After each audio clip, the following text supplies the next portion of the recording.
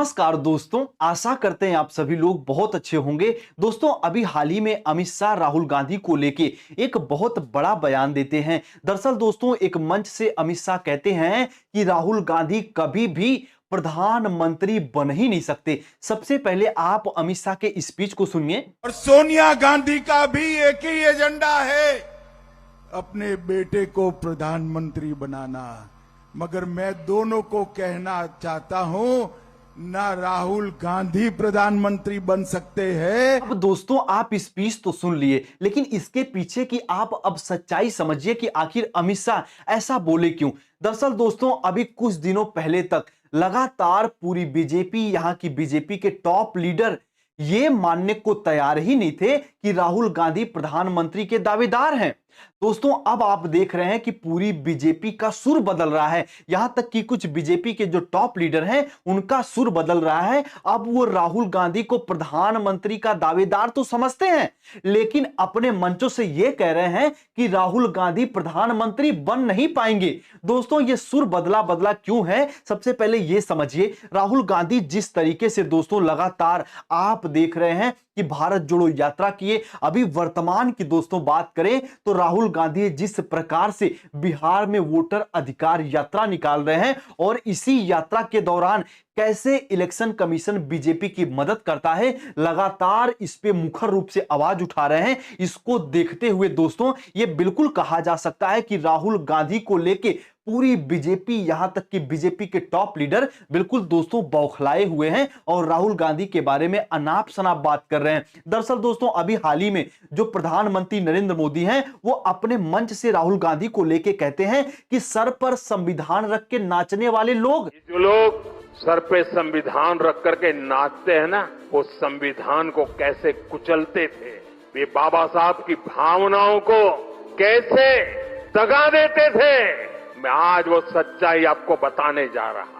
आप, मैं कहता हूं, सुनकर सन्न रह जाएंगे। दोस्तों, आप लोग अंदाजा लगा लीजिए कि प्रधानमंत्री राहुल गांधी को लेके किस प्रकार की भाषा का प्रयोग कर रहे हैं। यानी कहने का मतलब है, जब ये राहुल गांधी को उनकी मीम वायरल करके तथा कथित उनकी क्लिप वायरल करके बदनाम नहीं कर पाए, तो अब वो डायरेक्ट अपने मंचों से कह रहे हैं कि ये संविधान सर पर रख के नाचते हैं। और अमित शाह तो कह रहे हैं कि राहुल गांधी प्रधानमंत्री बन ही नहीं पाएंगे। अब दोस्तों, थोड़ा सा एक बात आप लोगों को समझनी पड़ेगी कि आखिर अमित शाह राहुल गांधी को लेके इतना प्रहार क्यों कर रहे हैं, राहुल गांधी पर इतना मुखर रूप से वार क्यों कर रहे हैं, इसके पीछे समझिए। दरअसल दोस्तों, अमित शाह अपने आप को प्रधानमंत्री नरेंद्र मोदी के उत्तराधिकारी के रूप में समझते हैं। यानी अगर साफ साफ शब्दों में कहा जाए तो प्रधानमंत्री यदि गद्दी से हटते हैं तो पूरा अमित शाह का प्लान है कि वो प्रधानमंत्री बने। ऐसी पूरी मीडिया में यह चर्चा चलती आ रही है। अब दोस्तों, आप देख रहे हैं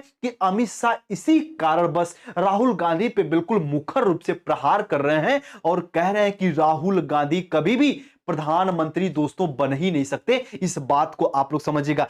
अब दोस्तों, थोड़ा सा हम लोग ये समझ लेते हैं कि आखिर अमित शाह जो अभी गृह मंत्री हैं, उनको राहुल गांधी के बारे में इतनी बड़ी बात बोलनी क्यों पड़ी।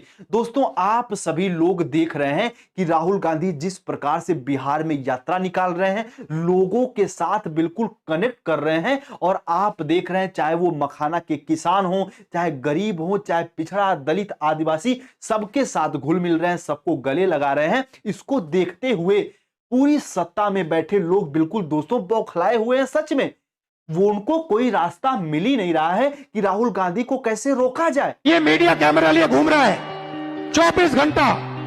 हिंदुस्तान के किसान की बात नहीं करेंगे, मजदूर की बात नहीं करेंगे, बेरोजगार युवाओं की बात नहीं करेंगे, अदानी अंबानी की शादी की बात करेंगे, अफगानिस्तान की बात होगी, पाकिस्तान की बात होगी, मगर हिंदुस्तान की बात, किसानों की बात, मजदूरों की बात ये नहीं करेंगे। आपके बच्चे भूखे मर जाएं, आत्महत्या कर ले, किसान मर जाए, इनको कोई फर्क नहीं पड़ता। ये अदानी अंबानी की शादी दिखाएंगे, ये उनके हैं, उनकी नौकरी करते हैं और आपके हर एक के घर में घुसे हुए हैं। डराने में लगे हिंदुस्तान को कि देखो देखो अफगानिस्तान में क्या हो रहा है, देखो देखो उधर क्या हो रहा है। अरे हमें यह भी बता दो हिंदुस्तान में क्या हो रहा है।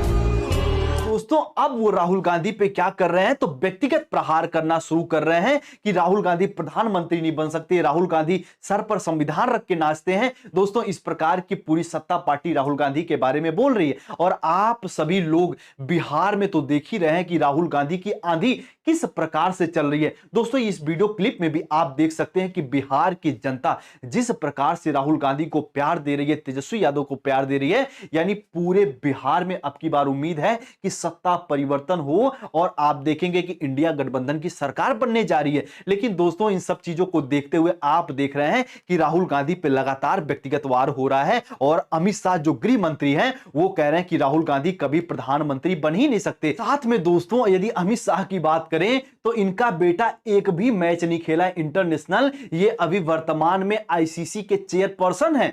लेकिन राहुल गांधी इतने पढ़े लिखे, इतने इंटेलेक्चुअल पर्सन, ये प्रधानमंत्री नहीं बन सकते। ये अमित शाह का ऐसा बयान है। आप सभी लोग समझते हैं कि अमित शाह के बयान का दोस्तों कोई मतलब नहीं है, क्योंकि एक मंच से अमित शाह कहते हैं कि हमारी पार्टी जुमला देती है, ये चुनावी जुमला है। दोस्तों आप इस क्लिप को देखिए। आपने ब्लैक मनी की बात छेड़ी, ब्लैक मनी भी मुद्दा बना हुआ है।